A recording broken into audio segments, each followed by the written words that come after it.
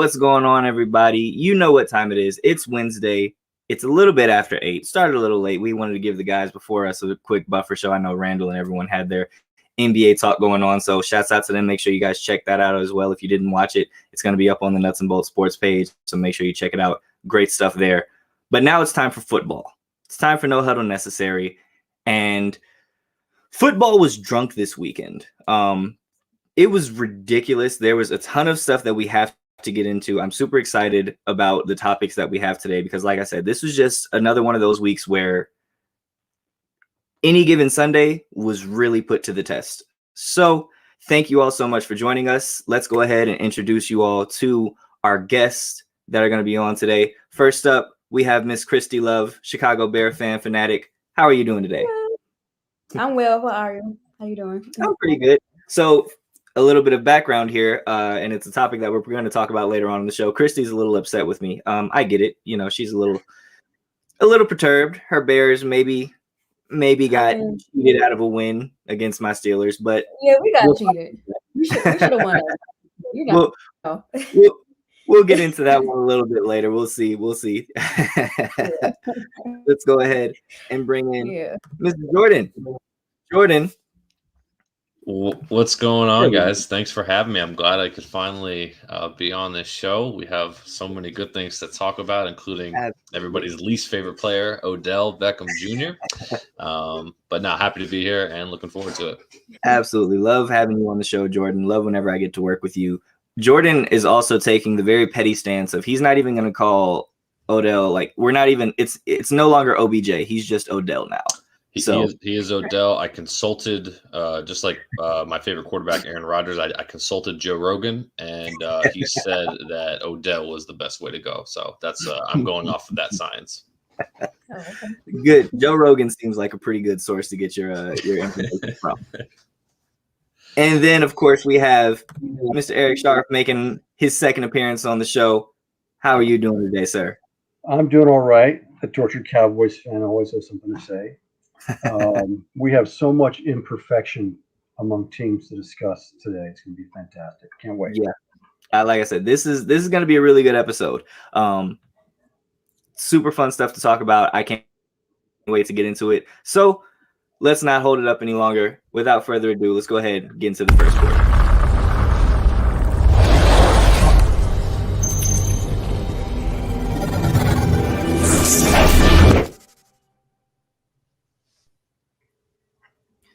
Alrighty, so earlier on, like I said, during the open, I said that football was drunk this weekend or this past weekend.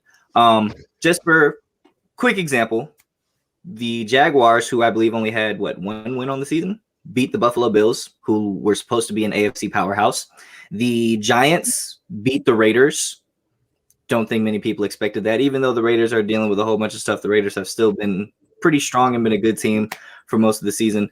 The Bengals, just 2 weeks removed from absolutely putting a whooping on the Baltimore Ravens, have now dropped 2 in a row after losing to the Jets and then got absolutely dog-walked by the Browns. And then the Titans, without Derrick Henry, beat the Los Angeles Rams. Crazy week.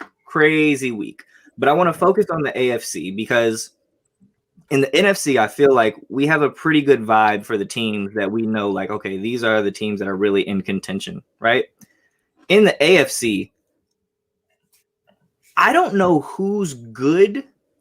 I just know who's bad. So I'm going to open this up to you all. And Eric, we will start with you. The AFC is wide open. Who's the best team in the AFC? Or actually, the better question, who do you have the most faith in the AFC?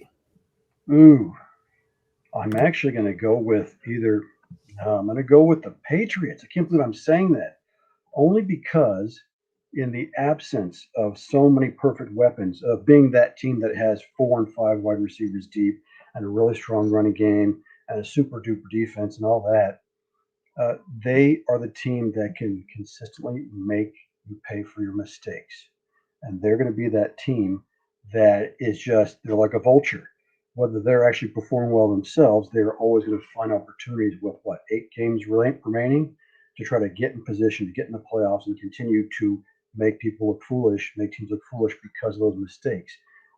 I'd love to say Tennessee Titans with their 7-2 mark. Really, the question is who's the best right now. As we talked about before the show started, you've got injuries that can still creep in. You've got COVID stuff that can take out your top quarterback, like in Green Bay. Okay, for how long we don't know. You've got players who can simply blow assignments. You got all that magic bag of horrible tricks, and you could see, I could see the Ravens climbing back on Lamar's back and just riding him until they can't go anymore. But that's not realistic either. You got to develop the rest of your team. The rest of the people have to step up. Cleveland, they're like a bag of crazy cats. You don't know what they're going to give you each week without ODB. So, and even the Chargers, that's maddening. They could suddenly wake up and get out of their funk. You just don't know what to trust from them. So I could actually see, the Patriots getting into position, even if they're not the top seed, to really scare some people in the playoffs. Steelers, your team, can they get out of their kind of outlast slugfest mode? They haven't been able to truly consistently blow a few teams out in a row, whether they're bad or good, those opponents. But if they can do that, which means Ben overcoming some of his ageism, who knows with them? But right now it looks like New England, if Tennessee can find a way to squeeze something out of all day, of Peterson, more than just 20 yards and a touchdown, who knows? But Tannehill cannot do by himself. He needs that other phase to step up. I'll leave it to the rest of you now. Yeah, and like you said, like it's literally anyone, like the Patriots, as much as I don't want it to be true, like they're still in it, like they're hanging around, it's like my favorite scene in that movie Rounders, if you haven't seen it, is when he's playing KGB and he's just hanging around. Right? That's what the Patriots are doing. And you look at the rest of their division outside of Buffalo, pretty much a cakewalk.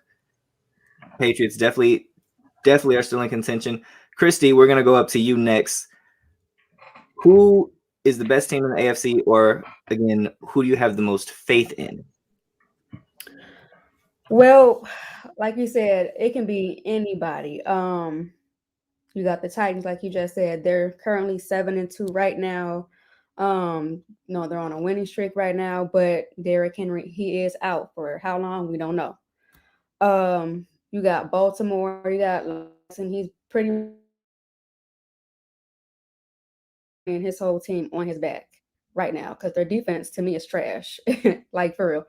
Then you got the Patriots, who also might be getting Odell Beckham. I saw something on Twitter today that Bill Belichick wants Odell, so it could be anybody. If I had to pick, if the Patriots get Odell, they can do like a strong push because they need a wide receiver. They don't have no star wide receiver, in my opinion, in New England. So it could be between, I'll say, either the Patriots or maybe Baltimore. The most faith in. I think Lamar Jackson can probably get it done, but it's open. We just have to watch and see as the weeks go on to see who is really the best in the AFC right now, because it's really up in the air. You can go by record, you can go by just how a team's playing. It's just so much you can go off of, but those are two teams I'll probably pick right now between the Patriots and Baltimore, the Ravens. I do like the point about Lamar Jackson. I think Lamar Jackson, if you look at like Vegas odds, he's like one of I think like the seventh best odds to win MVP this year. And that's insane to me because when you think about everything the Ravens have had to go through, they were without Rashad Bateman for like the first half of this season, losing literally their entire running back room, losing Marcus Peters, they traded away one of Orlando Brown. Then they lose an offensive lineman as well. Like they've been through so much, and for them to still like just be keeping pace with these teams is incredible. And it's largely in part due to how great Lamar Jackson is. No, go ahead. Yeah, like I said, he's carrying his whole team on his back. He's being mobile. He's moving his legs. He's getting first downs. He's trying to get his team involved in catching the ball. It's just he's doing it all. So that's why I said either between them or the Patriots. So And the thing that's really cool about Baltimore is that you see that the faith and the trust that he and Harbaugh have. And when you like seeing them be on the same page the way that they are is amazing. Like that's something that I don't think many coaches and quarterbacks in the NFL have. It's something that I think every team strives for. But I don't know if there's a better tandem of just quarterback and coach who are just both on the same wavelength and just fully have faith in what the other one's going to do.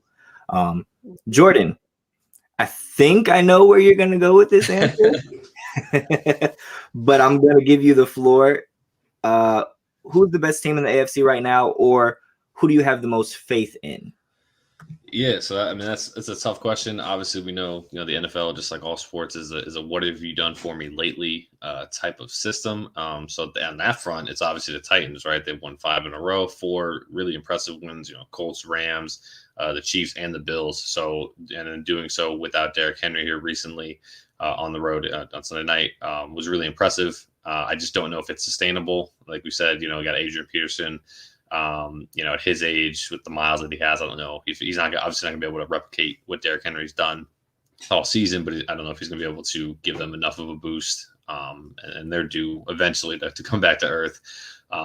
So I would say, honestly, out of all these teams, even though they've had some concerning losses, I would say the Bills, just because they have a lot of talent on both sides of the ball, top to bottom. They have the playoff experience, right? They've made it to the AFC title game. They've beaten teams like the Ravens. They went toe to toe with the Chiefs for a while last year. And Josh Allen's obviously an MVP favorite and such a game changer with his legs, his arm. I know they had a bad loss at Jacksonville this past weekend. 6 points is unacceptable. But I think, like you said, it was just one of those weeks where everybody was off, right? It was just a tough week for everybody, kind of that middle of the season lull. So I expect the Bills to bounce back. I think they're at the Jets this weekend, so I think they're going to get back on track with a statement win. And just some of the other teams just don't do it for me. The Steelers, the Patriots, the Raiders. I just don't think they have a complete enough roster. The Chiefs, I don't want to eliminate them just because I try not to bet against Patrick Mahomes, but their defense is not good, and the fact that they only scored 13 points against the Packers at home is concerning. As for the Browns, we'll talk about them, in a couple downs, but they're still missing a couple pieces too. A couple injuries as well. So I think when it comes down to it, it's probably the Bills. The Chargers and Ravens can be in the mix. I just don't trust the Chargers defense because it's been very sporadic all year. And as for the Ravens, Lamar is done with all those injuries, like you guys mentioned, has been incredible. And he deserves his flowers for that. I just don't trust that style of football in the playoffs. And as we've seen from Lamar in the playoffs, while sometimes he's put up good individual statistics, he's got one playoff win. So I just don't trust it. So long answer, dwindled down to me just saying the Bills. I'm going to stick with my preseason favorite. And that is a good point about the Ravens, about it not being sustainable, right? Like how much hero ball can Lamar Jackson play before the injuries really finally catch up to them? They've been proving me wrong all season.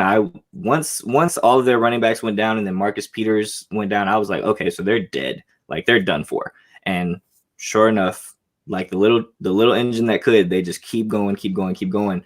So I do think though that it is interesting how, Jordan, you were the only person to bring up the Chiefs. Like the Chiefs are in such a weird spot right now, and it's foreign to us because we haven't really seen the Chiefs look this bad in like the last 4 years, right? And for them to basically go out there and barely beat Jordan Love is pretty crazy. I mean, Daniel Sorensen, listen, I don't know if there's anyone in the NFL who's having a worse year than Daniel Sorensen. Like how he continues to start on that defense is beyond me. Like they have to try something else because literally that's what opposing offenses are just doing right now. It's like, hey, where's Daniel Sorensen? Cool. Throw the ball there. because that's been literally the MO all season. The teams are targeting him every single week, and he continues to get torched. But pretty interesting points. Like I said, the AFC, man, it's a crapshoot. Anyone can win it. Who knows? Maybe my Steelers can go on a little run here. We'll see. Moving on, Jordan, I think you're going to like this next topic because we're going to talk about the Cleveland Browns. So let's go ahead and get into this second quarter.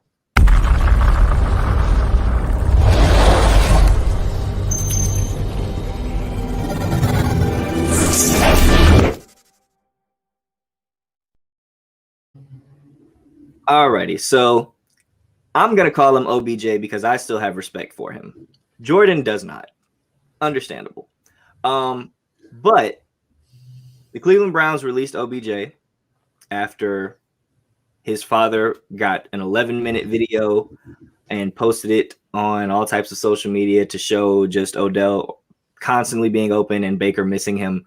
Obviously, Odell has not had the impact that we kind of expected him to have with this offense. So this is kind of a two-part question.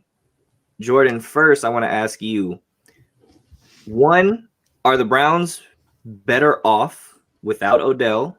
And two, where do you think Odell actually ends up?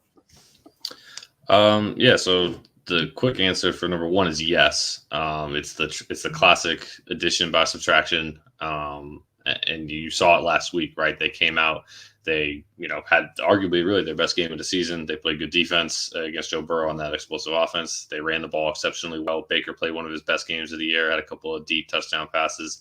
And they were playing with a little, I think, extra something, in wake of everything that's happened with them.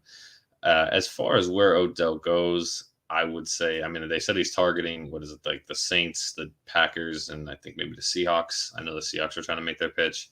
I think there's a chance he goes to the Packers. I know he wants to play for a contender, and I feel like he sees that Aaron Jones, Aaron Rodgers, and Devontae Adams would be a pretty solid group, to play with, obviously. And he thinks that, I would imagine he thinks Rodgers is the best quarterback to get him the most touches. But here's the thing, and I'll break it down real quickly in three parts because I know this isn't the question, but this whole saga, the first thing, shame on him and his dad for putting together the video and blasting it out on social media. That's not how you do things. That's not how, you're an adult, you're not in high school. I hated those parents growing up that would yell things at games or get into it with the coaches or anything like that because, you're just taking away from it from everybody else. But whatever, when you're younger, it happens. But when you're an adult, like you're a grown man, you get paid millions of dollars, like things aren't always going to go your way, but you got to just take it. And if you're his dad, like if you want to support him in private, if he's going to vent to you and say that, Baker's not looking at me, Baker's throwing him, not throwing me on purpose, blah, blah, whatever. If you want to support your kid in private, by all means, like console him, support him, go to battle for him, whatever. But to like do what he did and put that video together is shameful. And shame on OBJ for signing off on it. I said OBJ, I didn't mean to, but it's a habit. And the other thing with that is, if you're going to be a diva as a wide receiver, which we've seen, there's a precedent, right? We've seen Randy Moss, Terrell Owens, Keyshawn Johnson, the list goes on and on. If you're going to be a diva and act that way and do all this stunts, you got to be at a level to do it, right? Like when Randy Moss did his diva stuff, like Randy Moss was one of the three best receivers of all time. Like I don't say he's allowed to do diva stuff, but like nobody's just going to be like, all right, get out of here. Like that, I think it shows something too, how quickly the Browns were like, yeah, like we'll cut you, like we'll waive you and put you out there on the street, like it's no problem. He's just not at that level, and he hasn't been producing. He hasn't been healthy too, and I know that's like not his fault necessarily. Injuries happen, but he didn't uphold a lot of his end. Baker wasn't perfect. I'll admit that Baker is not a perfect quarterback, and I wish there were things that he would do better, like hitting. He missed OBJ a couple times this year, but I just think that there was a lot of things that were just blown out of proportion by Odell and his dad, and it's a shame. But the good news is that, like I said, to answer your question, the Browns are better, much better off, and we'll see. They have a tough battle in New England this weekend, so we'll see what happens with some of the COVID issues. But they locked up two of their linemen for the long term today, so very excited about that. And I'll say that Odell probably goes to the Packers. He's going to play with our boy Aaron Rodgers. play with Aaron Rodgers and get immunized. That's right. I do think there is some precedent to that, though, about like the addition by subtraction. I think that when you have a talent like Odell, sometimes you feel pressured to have to get him the ball sometimes and to almost kind of force a square peg into a round circle or a round hole. But I feel like that was kind of the situation there. And then Baker kind of got a taste of what life was like without Odell last year when, he a whole season basically. And he just like that pressure to like, okay, I don't have to force, like, I don't have to constantly think, okay, where's Odell? Like, I don't have to force him the ball. I don't have to force feed him stuff. I can actually go through my progressions. I can actually run the play, right? Without having to think in the back of my mind, hey, it's Odell, so we probably should look his way. So I do like that. And it's about systems too, right? I mean, every coach runs their own set, and Stefanski, I mean, you got to use the pieces that you have in front of you. And he's got Nick Chubb, and he's had Kareem Hunt for the last, year and a half now. And when healthy, Hunt and Chubb, I mean, they're easily the best duo in the league. But Hunt is also arguably one of the top 12, 13 running backs. Like, you get to him pretty quickly before you get to some other teams. So why would you not be a run first team and focus on that? So that's naturally going to take away from everybody's touches, right? The pieces of the pie get smaller for the receivers. And when he does call plays, like the best thing that the Browns do passing wise is those play action when they have like multiple tight ends and you got Hooper and Njoku and Bryant. That's when they're at their best, is when they're running those zone reads and then doing the play action off of that, because defenses just expect the run.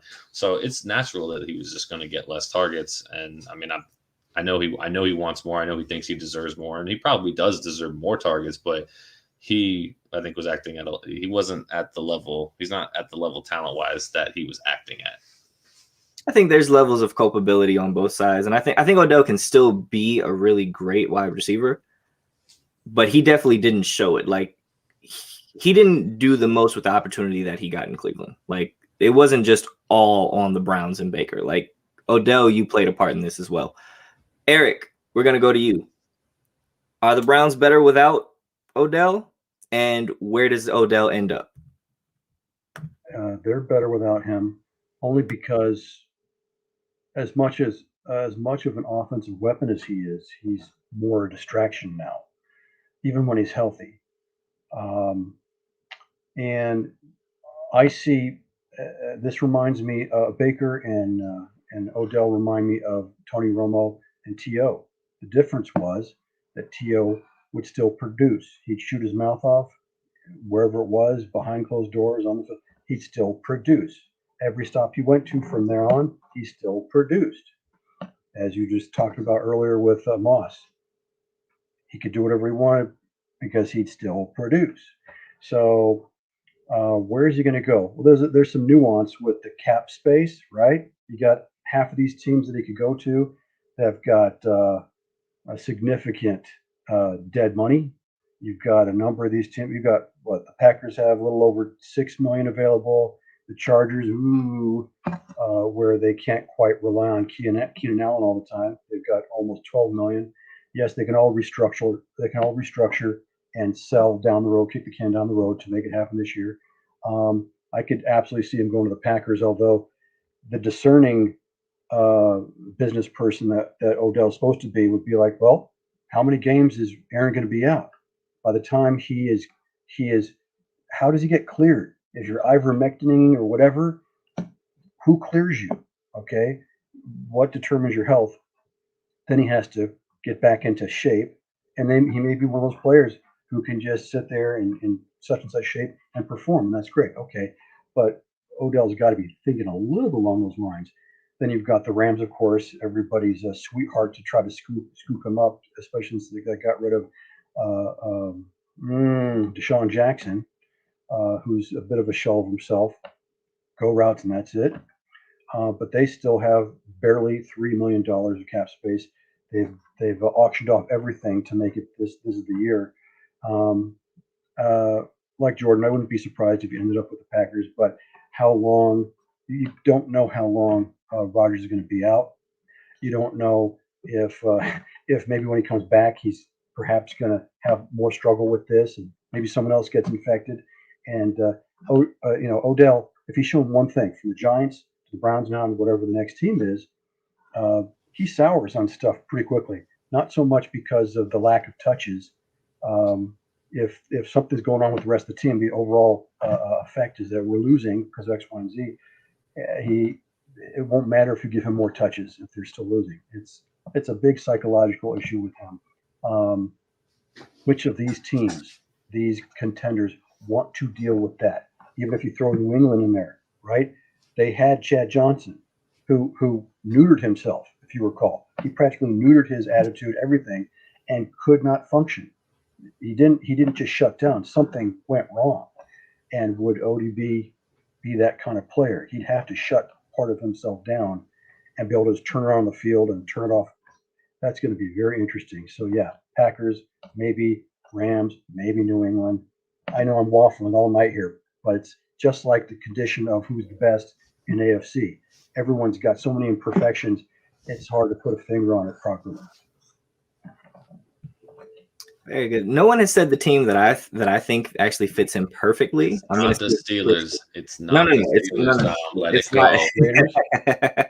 It's not. I'm not. I promise you, I'm not that self-contained where I constantly just want everyone to come to pick. I promise. I'm not one of those fans. But Kristy, I'm gonna ask you now: are the Browns better without Odell, and where does Odell end up? Yes, I think the Browns are better without Odell. If I remember correctly, it's been times where Odell was out due to an injury or whatnot, and they have won and look better. So I honestly think that yes, they're going to be a lot better moving on forward without Odell. And where I think he should go, like I just said, I feel like he will be a perfect fit with New England, with Bill Belichick and the whole system. I think it's just a good fit. They don't have a superstar wide receiver, in my opinion. It's just perfect. They're gonna go to the playoffs. I think they will. I think they're currently on a winning streak right now. They're sitting second division outside the Bills. I think it'll be a great fit. And then if you're looking for longevity as well, then yes, he needs to go to New England if he's smart, if he is smart. Outside of that, the three teams that he has been looking at, it'll suck for me, but I can see him going to Green Bay playing alongside Devontae Adams. But I don't know. I see him more sitting perfectly with Bill Belichick. That's just me. That's his perfect fit. So the fit in New England is really interesting and cool because I wonder how much that would affect how they call plays in New England. Because if you've paid attention to the Patriots this year, they've been very, very, very conservative. Bill isn't going for it. Like end of half, we got like a minute and a half left in the game. We're just gonna kneel the ball out. We're not gonna go for it. 4th and 1, punt it away. We're not. I wonder how much that changes because obviously he's cautious with his rookie quarterback. I wonder how much that changes when you get someone like Odell in there who's like, okay, we have a rookie quarterback, but in those situations, we can literally just be like, hey, players, not plays, go to Odell, right? I wonder how much that would change it. But the team that I think fits perfectly for Odell, because Odell wants to go to a contender, right? And I've been dealing with my friends here in Atlanta who keep on trying to tell me that Odell's going to come here. I was like, guys, literally contender was the key phrase there. Atlanta's not, outside of the World Series, Atlanta's not winning anything this year. But while the contender piece is important, it's Odell. Odell is a big brand. I think he wants to be somewhere where he can have nightlife, where he can have that glitz and glam. Right now, the team that I think fits perfectly for that, and a team that I think could actually use him and I believe could afford him, is actually the Las Vegas Raiders. I think you have in my opinion, a really good quarterback in Derek Carr. This team is rallying around Bisaccia, the new coach.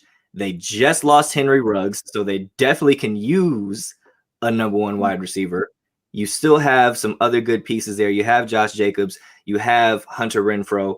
And like I said, this team right now, they're in a division that is completely up for grabs with the way that the Kansas City Chiefs are playing. Like, the Raiders are very much in it to make some noise in the playoffs this year. I think the Raiders make a ton of sense. And like I said, and you get, it's Las Vegas. Who doesn't love Vegas? So that's my opinion. What do you guys think about that? We'll go. I don't disagree with that. I'll give it to you. I actually think your explanation makes a ton of sense. They do have an opening at the receiver position. And, you know, they don't have like besides Waller, obviously, but they don't have like a standout.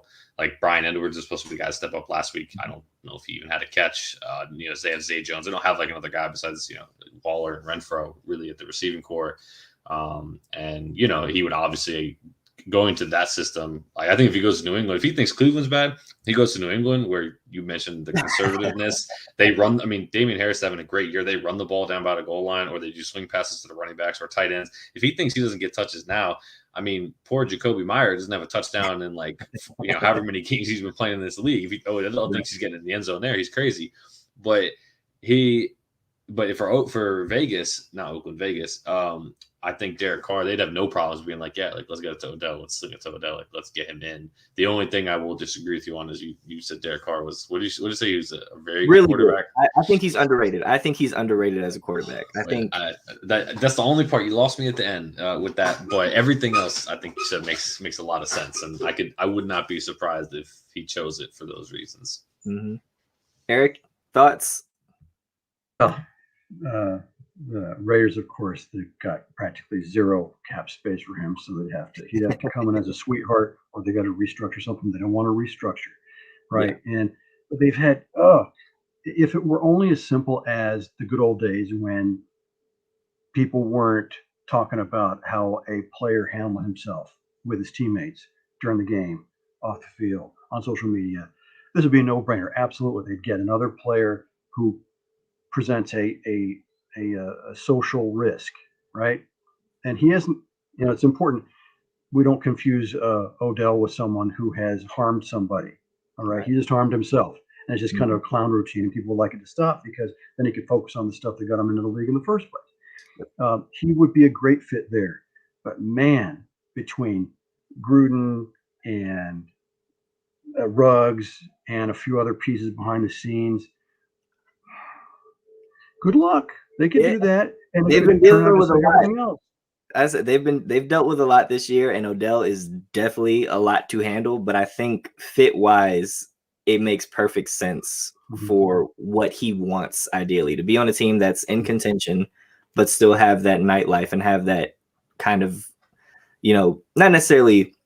Well, I guess big market. Yes, I guess Vegas is a pretty well-known, popular place. So I think he still gets the glitz and glam that he would want, that he obviously has missing in Cleveland.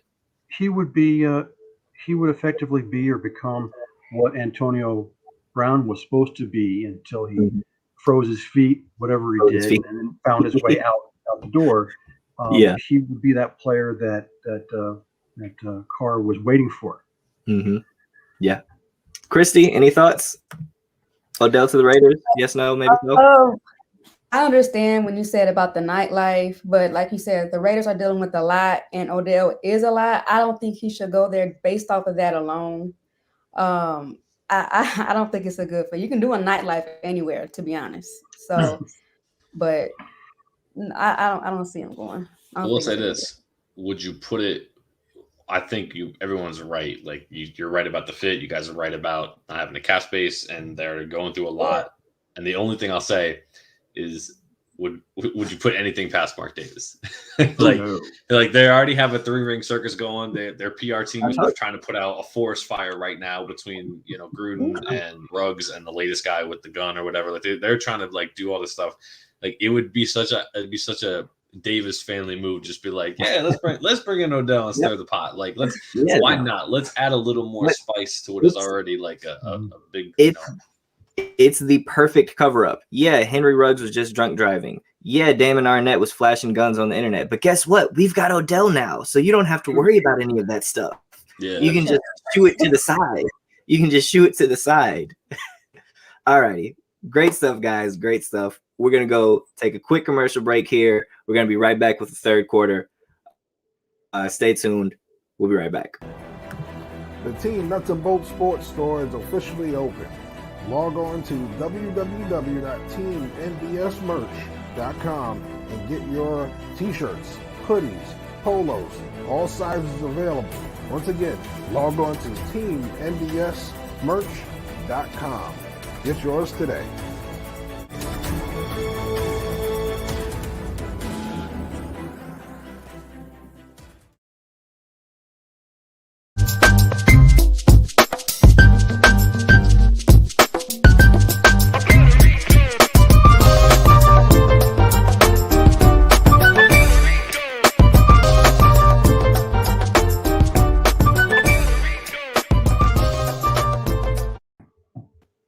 Alrighty, and we are back. That was a little clip for Monty's show, the full Monty sports show. Make sure you guys check him out Sunday, 11 a.m. every week. Great stuff there. Monty's a great guy, really funny. Very strong opinions.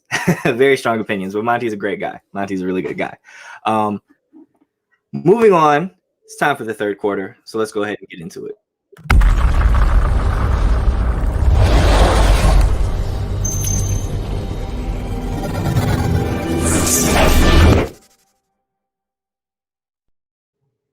Alrighty, so we talked about some embarrassing losses that teams had this week. One of the very embarrassing losses, as the tortured Cowboy fan shakes his head underneath me, was the Cowboys getting just absolutely dog walked by the Denver Broncos. It was 30-0 at one point in this game. Like 30-16 doesn't really do it justice. Like that makes it like this game was not as close as the final score indicated. Dallas got absolutely whooped. Okay. So with that being said, I'm going to start with Eric. Eric, was this just a blip in the radar? Because like I feel like just last week I saw everyone talking about, oh, the Cowboys are legit. The Cowboys might be the best team in the NFC. And then here we are. They go out and lay an egg against the Denver Broncos, who just traded away Von Miller. Maybe Von Miller was the problem. Yeah. Eric, was this a blimp in the radar, or is this a real cause for concern? Another waffling answer for me. It's halfway there and halfway not. You know, this was a salute to service for the Broncos and a salute to disservice for Dallas. Since Barry Switzer's maybe second to last year, where again it was someone else's team who was using, these blips have been happening every couple of years, where you see the Cowboys rise up and they have this fantastic regular season record, and they either have the blip in the playoffs or they have a blip or two in the regular season. The proof of being able to mature past that is being able to see a blip coming. Even with all the other teams that suffered this weekend, I'm horrible about whataboutism. I cannot stand that. And this my comments are more for Cowboys Nation than anything else. They don't want to hear it. There might be some imperfections. There are some imperfections. There's still a hole in the Dallas defense, in the defensive interior, that allowed the Broncos and then 2 weeks prior the Patriots to run through them for 100+ yards. Admit it. Encourage your team to fix it schematically or otherwise. Yes, the trade deadline, what came and went, and there may not be an otherwise except for street people to add. But after watching this team at least since 1977 and watching since the past 26 years, the blips they keep coming. And if you want to give credit to Mike McCarthy for changing the culture, he's got to get past these blips first. You don't get this credit until you survive the regular season. Show what you can do, and then survive to that certain point. We all want them, fans want them to go. In the playoffs, you don't get the candy before the effort, okay? And some fans cannot stand that. They want to, hey, we got a great team too. Not until they show it, okay? So, long story short, this could be the thing that resets them. You hear them talk. Dak was talking about how, we're going to learn from this. We may come back. Everyone's expecting to come back and punch the Falcons in the mouth. The goal here is that don't say, okay, we've done this. See, we're back. No. Keep going. Every game, even in games you've lost, you've got to be more competitive. That's the key. It's not about whether you lose. It's how you lose. And if you're going to lose like that, then you might as well be the 1986 finesse Dallas Cowboys, who were up 6-2, and then Danny White broke his wrist, or had his wrist broken for him, and they were up and down and up and down and up and down. We don't need finesse. We need balance, and I don't mean running and passing. Balance in your brain. So I could say so much more, but I think I'll stop there, and I can't wait for Twitter to just tear into me for all this negativity. It's called objectivity. And this is why I like having Eric on, because Eric is one of the few Cowboy fans that I know that isn't delusional. Like a lot of Cowboy fans, every year is their year. Every year they're going to the Super Bowl. We have a great team. We're going to win the division. We're going to go to the playoffs. And it's like, history kind of says you guys are going to be 8-8. It's just the truth. Also, to the point about Mike McCarthy, I don't know if he's going to be coaching in Dallas much longer. Yeah. We'll Maybe see. We'll see. That would, yeah. Please carry on, everyone. McCarthy, man, I really feel like McCarthy hoodwinked everyone with that whole, oh yeah, me and my team, we've been in my basement studying football and the evolution, and we're ready to make the comeback. Yeah. It's still the same old Mike McCarthy. Right. Yep. Anywho, Kristy, we're gonna go to you. Okay. Dallas Cowboys embarrassing loss to the Denver Broncos. Mm-hmm. Blip in the radar, is this something to really be concerned about? I wouldn't say it's something to be concerned about. Things happen. They had an embarrassing loss. All teams have it. I believe they can win the majority of their games going forward. They do play. They play Arizona, I think week 15 or 16. Out of all the games they have coming up, I think that game, I feel like they may be a little bit worried. But no, it happens. Even though they lost bad, they can bounce back from it. Dak gonna throw for 200-something yards. Zeke gonna do his thing. No, I wouldn't be worried at all if I was a Dallas fan. They've been doing good thus far, in my opinion. So no time to panic. Just breathe. You have a next game coming up. I think they play Atlanta next. They'll be fine. Just don't panic yet. If they lose their next couple, then okay, I can see panic. But now, no, it's just a blip, in my opinion. So Kristy says that it's just a blip. Eric did mention in our little chat here that Zeke does have a little bit of a knee injury. We'll see how serious that is. But you still got Tony Pollard, who's he's on pace to rush for over 1,000 yards this year.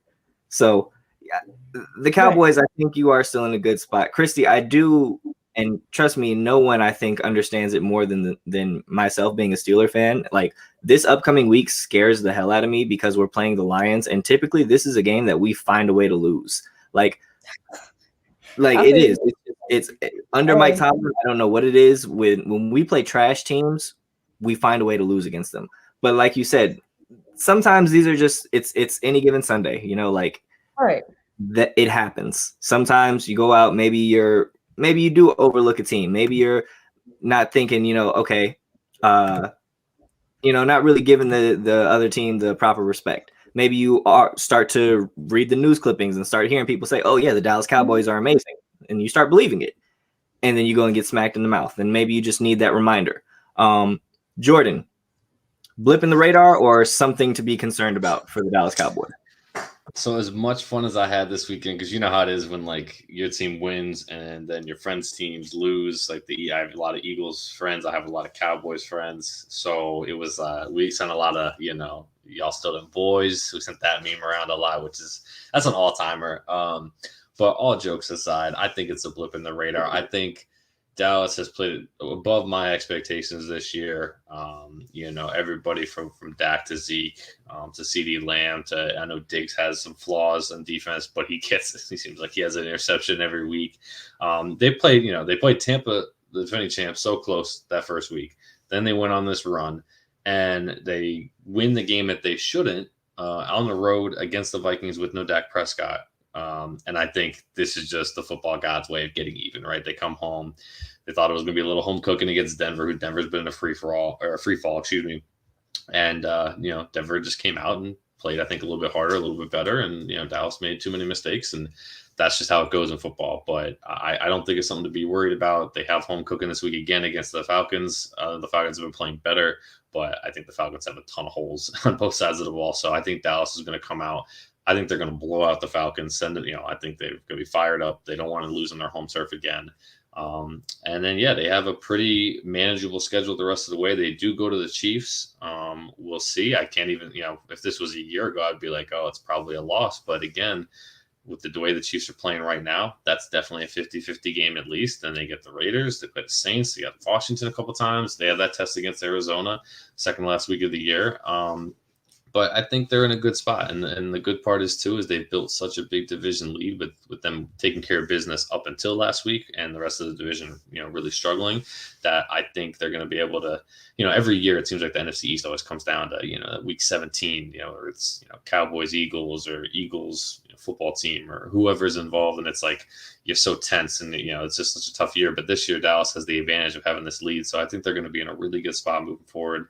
I know Mike McCarthy has his flaws. As an Aaron Rodgers fan, I've seen enough of it over the years in Green Bay. So that's something that in long term may be a problem for them. But yeah, I think they're fine as long as Dak's healthy. I know Zeke's got the knee injury, but again, like you mentioned, Tony Pollard has been just this super sub running back.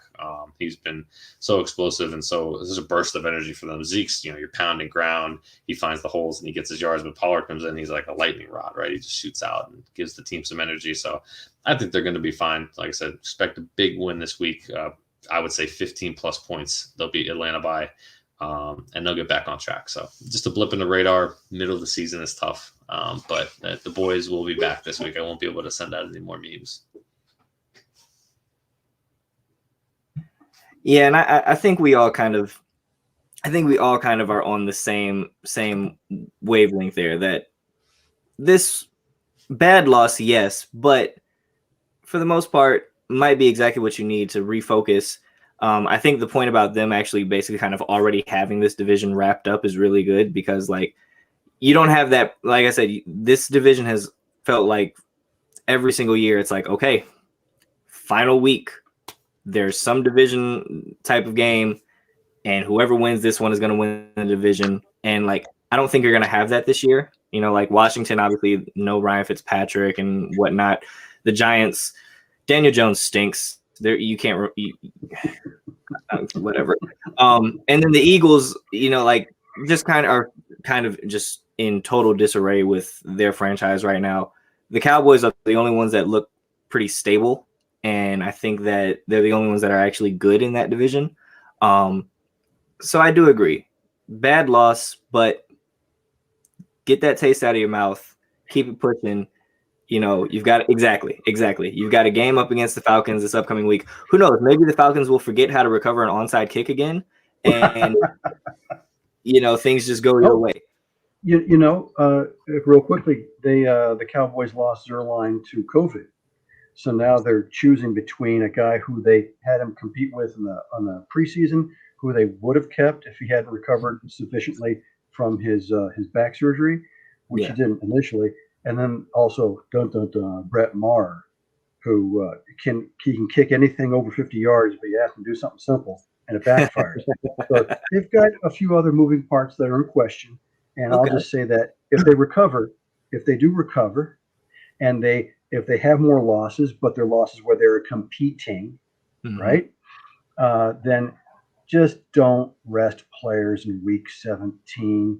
We don't need another Mark Sanchez moment and all that stuff, because the team has proven in the past that it cannot handle resting. It needs to keep it going, or they will go.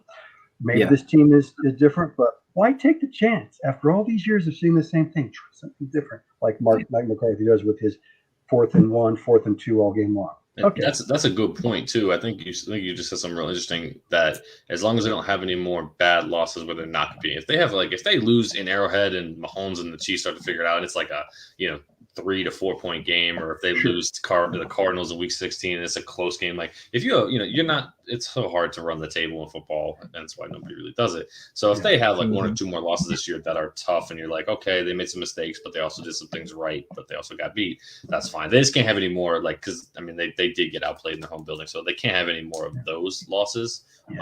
So I agree with that. I think that's a really good point to make. Thanks. Mm-hmm. And I mean, hey, as far as them maybe resting and needing to come out, I mean, how can you come out flat when Mike McCarthy is smashing watermelons in the locker room like Gallagher? Yeah, he's got to put on that was hair. That's what's missing. Yeah, that was one of my favorite stories last year. Him smashing watermelons. Jerry Jones. I didn't know that there was that much water in a watermelon. It was just so many great things with the Dallas Cowboys. Yeah. But with all of that being said, that's enough about the Cowboys. Go ahead and throw up your 4s, though, because it's time for the 4th quarter.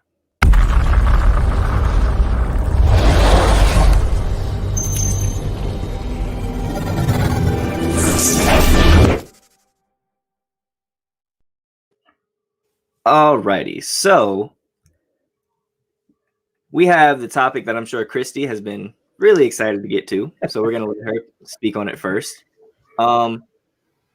Like I mentioned earlier, Kristy's Chicago Bears took on my Pittsburgh Steelers on Monday night, and that game was riddled with terrible calls, missed calls, some unnecessary hip checking from a referee, a blown lead, and just a ton of drama. So, with all of that being said, though, Justin Fields looked really, really, really good, specifically in that 4th quarter. And I think if you are the Bears, even though you lost, you look at that and you feel pretty good. So I want to ask Kristy, we'll start with you, and you can also get your thoughts on the game. Should the Bears feel better about themselves in this loss than the Steelers do in a win? Yeah, absolutely. You know what? I actually saw Justin Fields playing better last week when we played San Francisco, because last week we didn't have Matt Nagy due to COVID. But even though we lost by like 10 points, I think Justin Fields looked more like relaxed. He looked more comfortable out there at some points, even though it was still kind of bad. He looked more comfortable. So going into this past Monday, more so in the second half, he looked phenomenal, because if you play with the bogus offensive line we have, and he came and brought us back, and we was winning at one point, he is a star. And I think the whole world saw it, that Justin Fields is a rising star. He, like I said, with the bad offense we have and how he keeps getting sacked, how he got picked off once on Monday, he's still showing how dedicated he is, how he keeps trying, how he won't give up, with all the eyes around him. So yes, he's a star. And that game Monday, it was bogus. I really can't cuss, but if I can cuss, it would be yes. I don't understand that. I guess that turning call that the ref called, because I saw him slightly push his hips back, and as soon as I forgot what his name is, bumped into him, he threw the flag. What was that? Like, that really ticked me off. I don't know what that was, but that game was bogus. And then on top of that, I think we had like 12 penalties on the Bears end, and it just didn't make sense to me, because one of the penalties that we had, I think it was for holding or infraction, I think, we knew better. And we still out there making stupid rookie mistakes and all the other crap. So that game was both. At the end, our defense did kind of give the game away to the Steelers, because they let them get to field goal range to hit. I think they got a field goal to win it. outside the calls, our defense did kind of give away the game. And then I also want to give credit to Santos because he tried to hit that 65-yard field goal. He tried. Normally in Chicago, I don't know about all the fans, but more so me, field goals matter because I'm still hurt from a couple of years ago when we played the wild card game against the Eagles and Cody Parkey missed that field goal for us to win the game. Ever since then, field goals matter to me. Field goals matter to me. You have to miss it. And Santos was on a winning streak. He was on a streak for field goals until Monday night. So I'm not mad at that loss because Justin Fields, like I said, looks amazing. I think he had his best game yet as a Bear. He had like a total of he had almost 300 yards Monday. So yeah, we found our guy. So now the issue is we got to get better coaching. We got to get a better offensive line. I guess you can say better receivers because Allen Robinson, Darnell Mooney, Cole Kmet, I don't know. Out of all three of them, I would say Darnell Mooney might be our guy because A-Rob ain't doing it for me. And I'm a Allen Robinson fan, but he's not really doing it. So, yeah, we just have to build around Justin Fields, and it starts with management on down. So, even though our season is pretty much gone, we're not going to the playoffs. Hopefully next year, in the off season, we'll make some off season moves to get better as a team and to get Justin Fields more help because he can't do it by himself, offense and defense. So yeah, absolutely. Like I said, the Bears. I think, like you said, that's the biggest takeaway from this game is that. And granted, I thought that they had their guy already before. To me, Justin Fields is being held back by this offense because of how bad Matt Nagy is. But that game, for him to step up, because they were down 20-6 heading into the fourth quarter. The Steelers do not lose home games on Monday night. I think they have like a record of like 204-0 and like 11 when they have like a double-digit lead at home in the fourth quarter. It's something crazy like that. And he almost broke that, right? For him to go in there and to stick it out, like he's a gamer, right? Like he's someone kind of, and this is kind of one of the things, Jordan, you'll appreciate this, that I actually really love about Baker Mayfield. Say what you want about him. Baker's going to go and he's going to be ready to play. Like he enjoys being out there. And I think he really enjoys Cleveland and I think he enjoys the city and he really embraces that toughness. I think Justin Fields does that with Chicago. And seeing that Monday night on prime time against an elite defense was really something to behold. Eric, we'll go to you. Should the Bears feel better about themselves in a loss than the Steelers doing a win? I think absolutely. When you consider they almost overcame their opponent, their myriad mistakes, the ones that they cost themselves, and of course the Tony Correnti, the brilliant official, to come that close, to come a doink on the crossbar close to winning that game. Was impressive for a team like them. That's always been, here I'm in Chicago too, and I get to hear about it all the time on ESPN 1000. It's nauseating. But the downside is with every near miss and every potential victory, it gives the McCaskey family, those brilliant, wonderful people who should have, I suppose, been skipped when they inherited. They could have gone to somebody else. They'll pause for a half second. Well, should we keep Matt Nagy? Because look, can we tell the difference between bad play design, inability to innovate within a scheme that I was hired to mimic from Andy Reid? Oh, maybe he's good.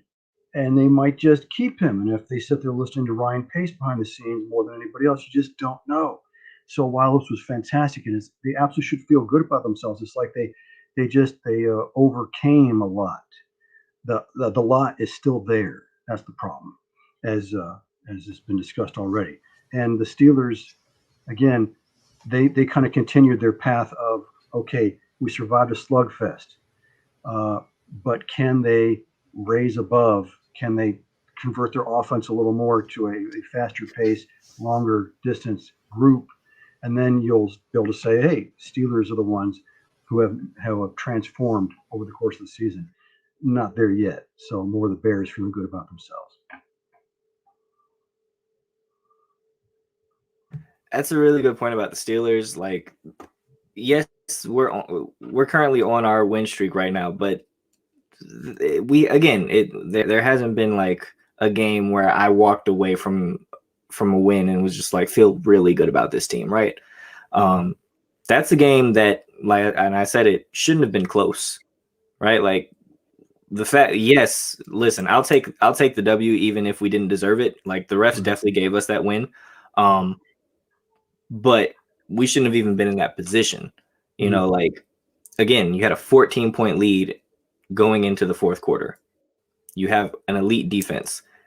How you let Justin Fields put up 23 points in one quarter in the fourth is unacceptable, right? And then I think, like I said, it's there's a ton of things. Like I said, this is one of those games that the Steelers kind of always have. Steelers never make it easy for me as a fan, right? Like they're going to make you sweat it out every single week for whatever reason. And I think that it's great you got the win, and kind of to what you were saying about the Dallas Cowboys, don't be satisfied with the win. How? Because I feel like that's something that the Steelers did last year. We started off the season 11-0, but if you paid attention to us, from like week 7 on, we were not a good team. We were just figuring out ways to win because our defense was playing phenomenally, but we were just getting by. And I think you get too caught up in, oh, we won, so just move on. No, there's still things you need to fix. So we'll see what goes on there. Jordan, should the Bears feel better about themselves in the loss than the Steelers do in the win? Am I allowed to pivot since you brought up last season and talk about the wild card game or no? No, I'm just fine. Go ahead. No. I put salt in the wound. No, I'm going to agree with everybody else there. I mean, if you're the Bears, you have to be encouraged. I know the Steelers, aren't a totally complete team, so part of it was on the Steelers for giving it away. Part of it was obviously the officiating was horrendous. It really was. And but the Bears showed a lot of resilience. They could have rolled over. I mean, that's a team that 2 weeks ago lost 38-3 to the Bucks. And not obviously the Steelers and Bucks aren't on the same level, but Chicago still could have rolled over, right? I mean, everybody knows that winning in Pittsburgh is tough, especially with that big of a deficit to overcome. So I give the Bears a lot of credit for sticking it out. Like you said, Justin Fields, I think, showed a lot of heart. He made some really good throws to get them back in it. And, I think that while there are a lot of holes on that team, Matt Nagy, as we talked about, is awful. They need to get him out of there so fast. And they have holes in some other positions as well. But they do have, a guy in Justin Fields. They have David Montgomery, who's back now, right? That was encouraging to see.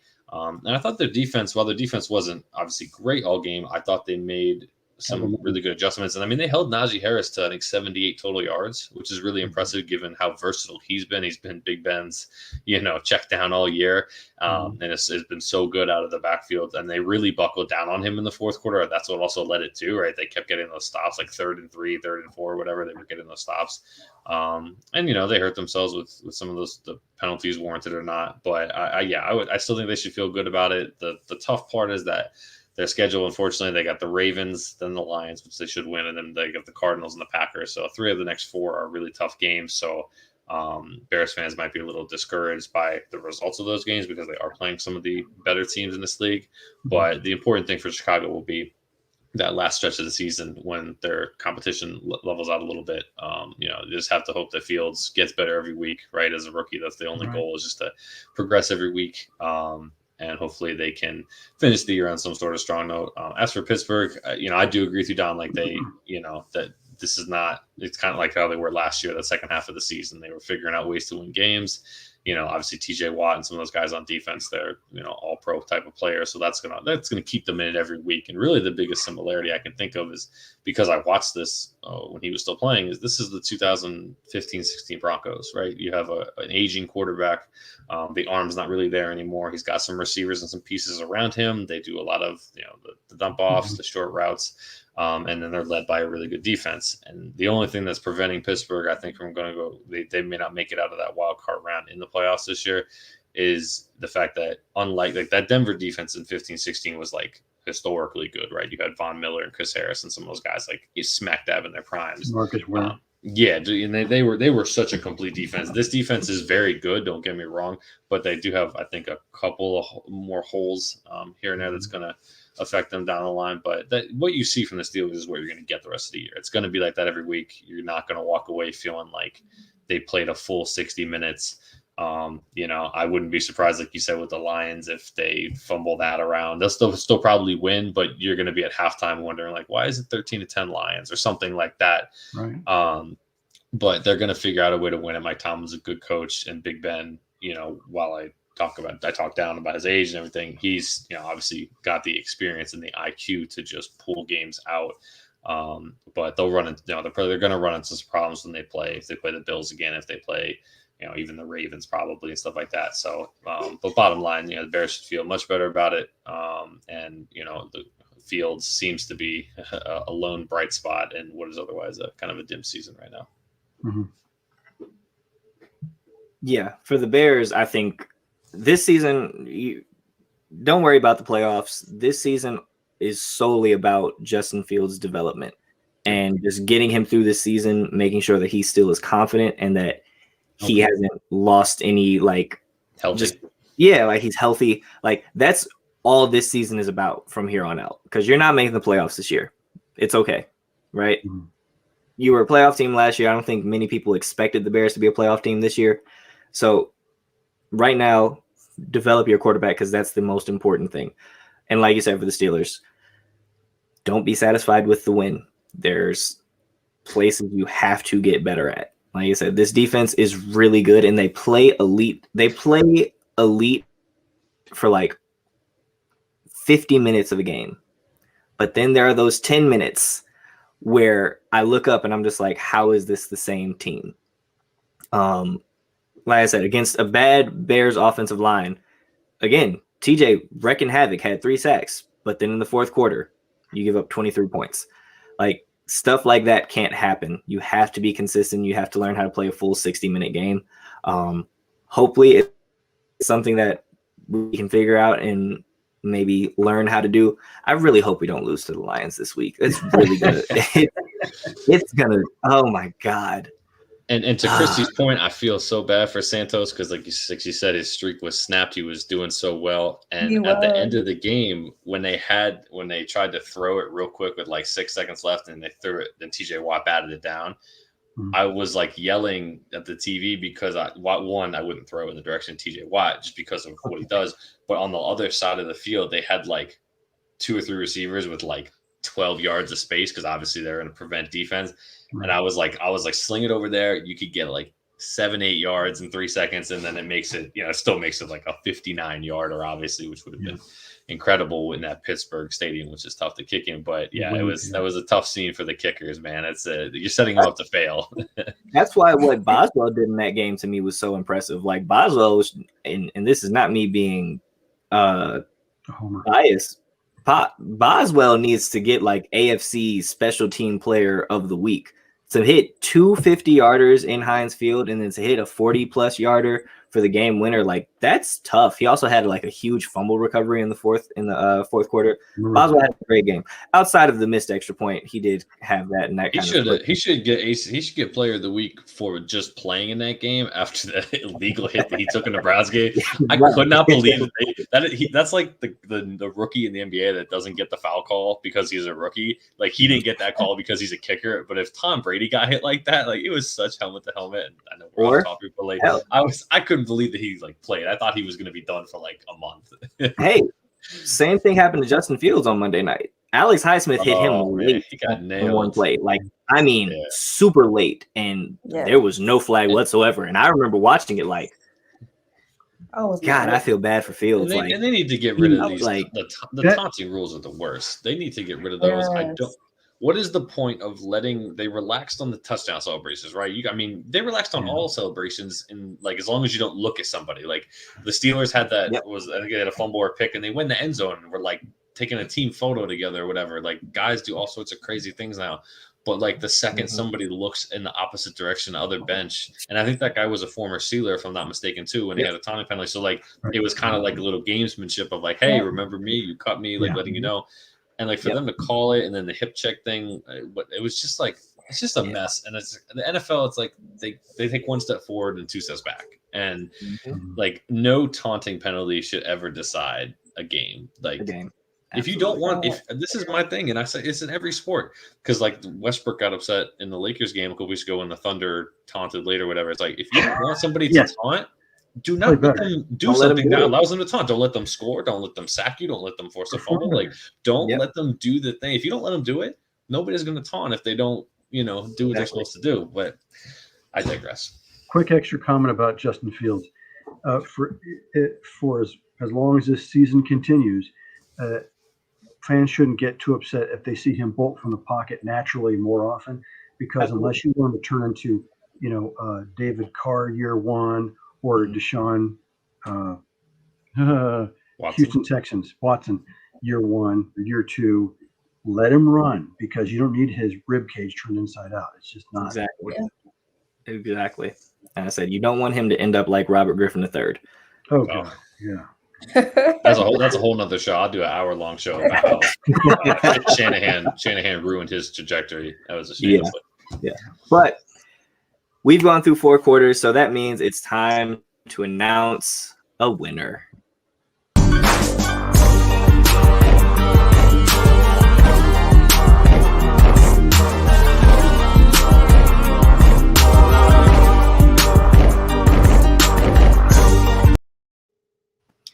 Alrighty, and Talladega Nights: The Legend of Ricky Bobby is one of my favorite movies. It's also a movie that the former host of this show used to bring up all the time. And if you ain't first, you're last. So just a quick reminder that even though you got sent to the back first, it doesn't mean that you came in last place. It just means that you weren't in first place. So take that how you will. Our first guest that we will be sending to the back is actually going to be Miss Kristy. We're going to be sending you to the back this time. Super excited to have you on. Love to have you on. That's a Steelers bias right there. That's a shame. That's salt in the wound. I would have sent you to the back. You're a Browns fan. I would have sent you to the back. You're right. We beat the Bears. I have love for the Bears. I'm from Chicago. I have nothing but love for the Bears. But we are going to say goodbye to Miss Kristy really quickly. Pleasure, Kristy. So much. And now we have 2 here. What if Dom just picks himself? I know he doesn't. But what if he just cut us both out and was just like, "Yep, Steelers won, I win. Bulls are 7-1." So that is. That thought has crossed your mind. Admit it. Being up here and having the power to do it, I've thought about it. I'm like, how does Jeff never do this before? Because that would be awesome to be like, I'm the winner. Everyone else go to the back. But I'm not gonna do that. I did pick a winner today. You guys both made some really, really great points. It was actually very close between you two. But our winner is actually going to be the tortured Cowboy fan, Mr. Eric. So, Jordan, we're going to be sending you to the back. That's fine. We got the Browns win this week. I'll take it. Absolutely. You got your own win this week. Exactly. Awesome for the Browns. Like I said, shout out to Baker and all his great what are those commercials that he does. That's right. State Farm at home with Baker Mayfield, baby. Yes, absolutely. Great commercials. Great commercials. But we're going to send Jordan to the back. And Mr. Eric, you are our winner today. Wonderful performance. Great points. FaceTime is yours. You deserve it. Thank you. I'll just remind all the fans of all the teams and all their players that there are 4 ways to win or lose this year. In particular, you can outperform your opponent, which is ideal. You can benefit from your opponent's mistakes like the Patriots do. You can suffer key injuries that no one wants, but they keep happening. And you can avoid or indulge COVID-19. If you can manage 2 or 3 of those 4, you're going to find yourself in a great position, great shape as the season comes to an end and the postseason starts. So all teams, for the sake of NFL parity, give it a go. Be consistent with those 4 points. Let's see where it goes. Short and simple and to the point. I like it. I like it. I like it. Alrighty. Well, once again, thank you all so much for being on the show. You guys were awesome. Like I say, tell you guys every time, you all are the ones that make the show great. I just get to sit here and crack jokes. So thank you all so much for being on. And we're going to go ahead, give you guys a quick little bit of FaceTime. So, I mean, you don't. I'll give it to you. You guys don't need them. Clearly, you don't need them. So we'll start with you, Jordan. Jordan, let the people know what you got going on. Let them know where they can follow you at, all the other good stuff. Oh man, yeah, I've been on a little hiatus here with work, so hoping to get back to some NBA content soon. But you can find me on Twitter. I think it's like @Jordan_V24 or something like that. I'm usually just complaining about the Lakers at this point. They play in 40 minutes against the Heat, so not looking forward to that one. That's probably not going to be close. But appreciate being on here. Like I said below, we do not need Odell Beckham Jr. on the Browns. Look for them to get a win, a tough win. I'm thinking like 21-17 in New England this weekend. Keep the train rolling. And we're just going to be getting ready for our rematch with your Steelers. So can't wait for that. Listen, man, I'm looking forward to that game. I actually do have you guys winning against the Patriots this week. We'll see. What if they sign Odell? What if they sign Odell like tonight, and then he's able to go Sunday, and you guys have to face He's him? going to go. There's no way he doesn't pay any attention to film. It's not like he's going to like reveal any secret plays. Hey man, Wow. what if the Patriots sign Odell and he goes off for like 200 yards against you guys this Impossible. Weekend? Bill Belichick would never allow it. Bill Belichick doesn't let Mac Jones score beyond 20 yards, so it's not happening. Very good point. Very good point. All right. Well, once again, thank you, Jordan, for being on the show. You're always awesome. All right, Miss Kristy Love. Go ahead. You guys can follow me. Oh, sorry. You guys can follow me on Twitter at I am Kristy Love. You can follow me on Instagram at Kristy Love Media, the number 2. I have a podcast that drops every day called File on the Play. It's wherever you get your podcast, Apple, Spotify, Amazon Music, wherever. And I need everybody to please #fire Matt Nagy, and that's it. I need him gone. I think that's a reasonable request to the people.